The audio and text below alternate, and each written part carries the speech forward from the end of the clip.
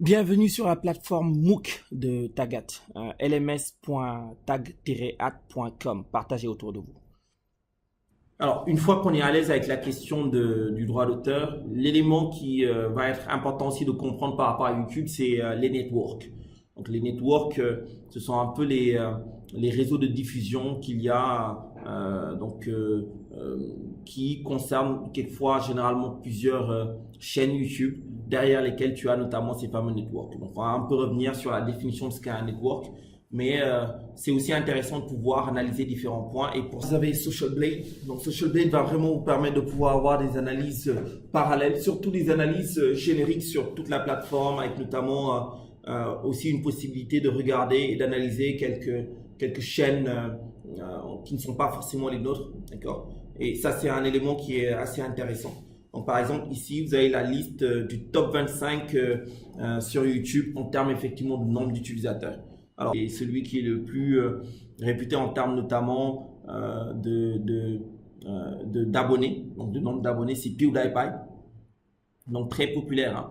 Et là, vous avez notamment le classement. On pourra d'ailleurs faire un point sur Vivo, donc Ed Sheeran, et à chaque fois, vous avez donc leur grade, donc par rapport effectivement à ces questions de qualité de contenu et de respect bien sûr des règles de la communauté, etc. Et donc, on va voir qu'il y a beaucoup d'artistes qui sont dans le top 25. Et l'essentiel, effectivement, de ce top 25 est composé d'artistes et de chaînes américaines. Alors, PewDiePie, par contre, n'est pas américain. Mais bon, alors ça, c'est notamment le classement des chaînes YouTube. Mais on peut analyser n'importe quelle chaîne, ou en tout cas avoir des feedbacks sur n'importe quelle chaîne. Donc là, par exemple, au Sénégal, vous avez le youtubeur Doudou. C'est effectivement un des youtubeurs les plus connus au Sénégal. Et donc là, vous allez avoir génériquement un ensemble d'informations sur la chaîne. Donc le nombre d'uploads, le nombre de subscribers. Donc en termes effectivement de croissance, bien sûr. Vous allez avoir le grade qu'il a. Et donc là, ça va être notamment un grade qui va être donné par rapport notamment à l'ensemble de la base de données. Hein. Vous allez avoir le classement en termes de nombre d'abonnés, etc. Donc là, c'est un peu les revenus moyens, donc, qui sont estimés sur la base de combien il y a de vues générées sur la chaîne et combien est-ce que effectivement cette chaîne génère en moyenne par an. Donc ça, c'est les revenus moyens par mois, ça c'est les revenus moyens par an. Et c'est vrai que ça, c'est une question qui vraiment intéresse beaucoup de personnes quand on parle des questions de monétisation sur YouTube. Alors, autre élément qu'il est très important de comprendre pour vraiment appréhender cette question qu'on vient d'évoquer, qui est la question de la monétisation, c'est vraiment d'abord les formats d'annonces, comment est-ce que la publicité passe sur YouTube. Donc, on va distinguer 6 formats d'annonces génériques sur YouTube. D'accord. Donc, il y a ce qu'on appelle les annonces graphiques. Donc, c'est un peu les publicités qui sont à côté de la vidéo à droite. D'accord. Donc, qui généralement sont du 300 sur 250 ou du 300 sur 60. Donc, et ça ne fonctionne que sur les ordinateurs. Ensuite, il y a ce qu'on appelle les annonces en superposition. Donc, les annonces en superposition, ce sont notamment les... Tu ouvres une vidéo et une barre d'annonces qui vient juste en bas. Voilà. Avec un signe, tu cliques pour la... Qui s'affiche dans les 20% inférieurs de la vidéo. Hein. Donc, qui s'affiche aussi que sur les ordinateurs. Ensuite, on a les annonces désactivables. Donc, les annonces désactivables, ce sont... c'est l'in-stream vidéo, d'accord. Donc c'est des vidéos un peu qu'on peut skipper, qu'on peut sauter, donc au bout de quelques secondes, d'accord. Il y a la possibilité effectivement d'avoir des vidéos non désactivables. Donc par exemple, celui qui monétise une vidéo peut dire ok, moi j'accepte de laisser ici une vidéo, de laisser par exemple ma publicité passer, mais ça va être une publicité qui ne sera pas désactivable. Ça veut dire que la personne ne peut pas skipper la vidéo. Donc ces annonces vont s'afficher en intégralité. Maintenant, le problème, c'est que les gens peuvent ne pas regarder ta vidéo parce qu'ils vont se dire si tu me forces à regarder une vidéo, je préfère ne pas regarder, je vais aller ailleurs. Ensuite, il y a les annonces bumper. C'est notamment les annonces que les internautes doivent visionner du moins, qui ne sont pas désactivables. D'accord. Au bout de 6 secondes maximum, on pourra notamment continuer à regarder les vidéos qu'on regarde.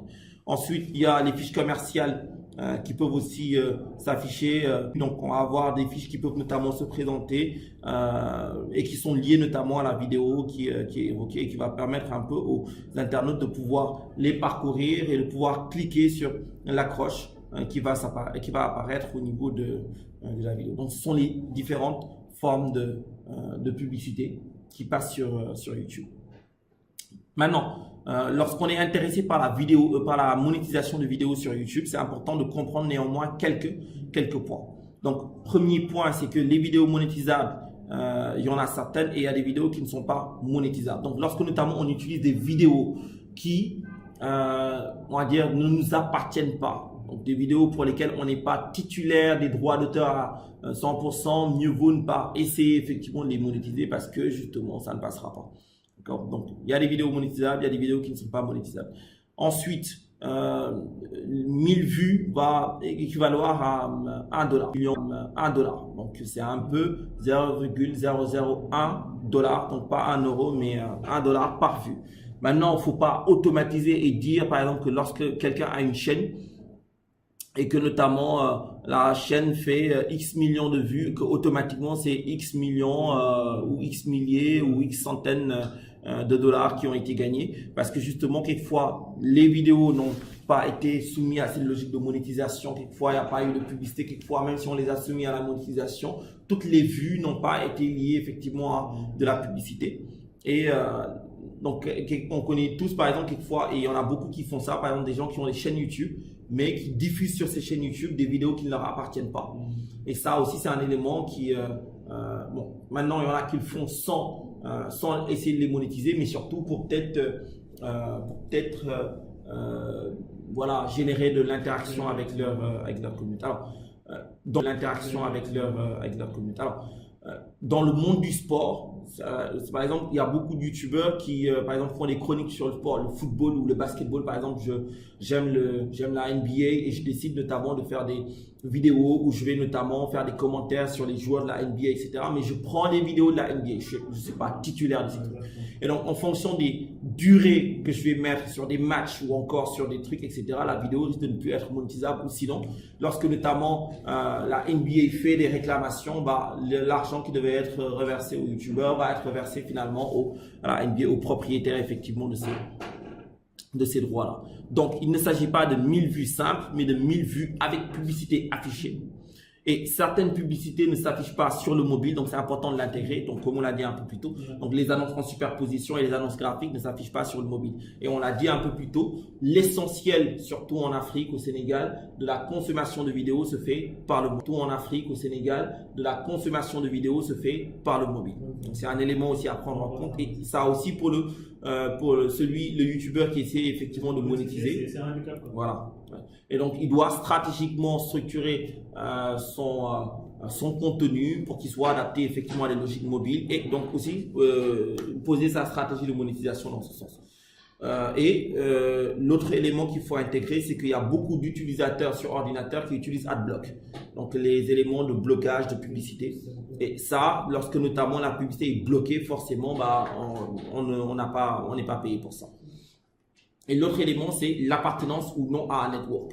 Donc, lorsqu'on appartient à un network, bah, ça pose effectivement beaucoup plus de possibilités de monétisation et de gain d'argent par du placement de produits ou par d'autres modèles. Et les networks, notamment, aident les youtubeurs. Donc, quand on regarde, par exemple, les plus grands youtubeurs en France, par exemple, quand tu prends grands youtubeurs en France, par exemple, quand tu prends Norman ou quand tu prends Cyprien, etc.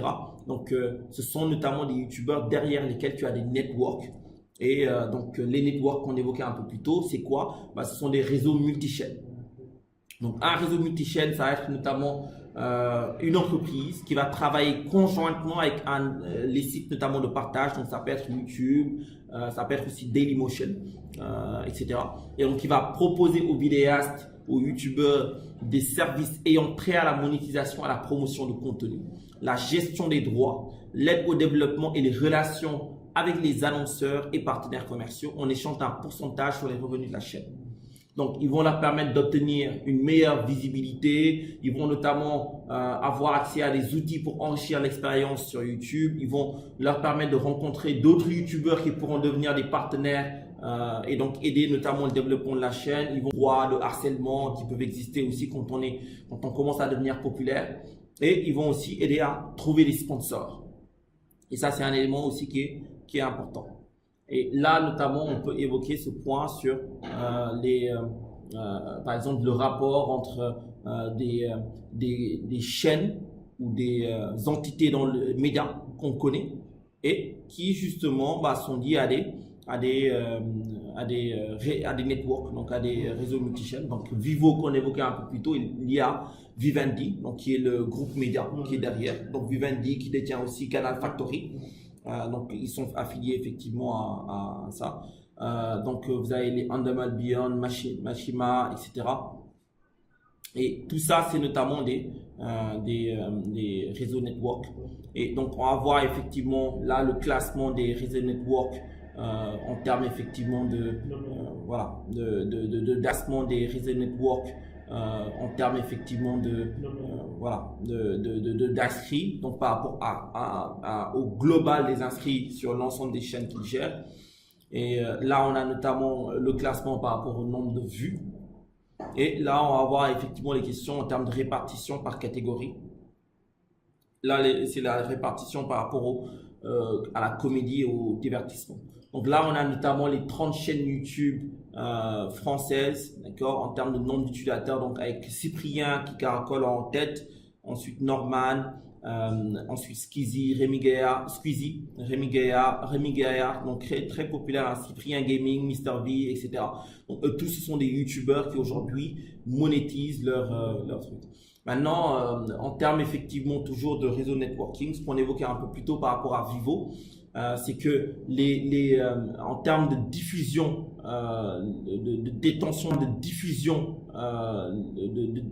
de droits de diffusion, on a les majors. Donc ce sont effectivement les plus grosses entités en termes de droits d'auteur et qui travaillent avec les artistes, etc. Donc on a Universal Music Group, Sony Music Entertainment et Warner Music Group qui se répartissent l'essentiel de la part de marché mondial. Donc ce sont vraiment les majors.